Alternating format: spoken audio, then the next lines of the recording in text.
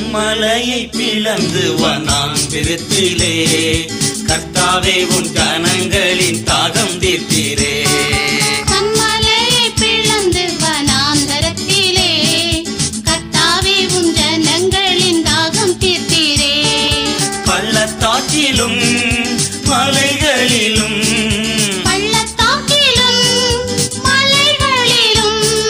தண்ணீர் பாயும் தேசத்தை நீர் வாக்களித்தீரே. தண்ணீர் பாயும் தேசத்தை நீர்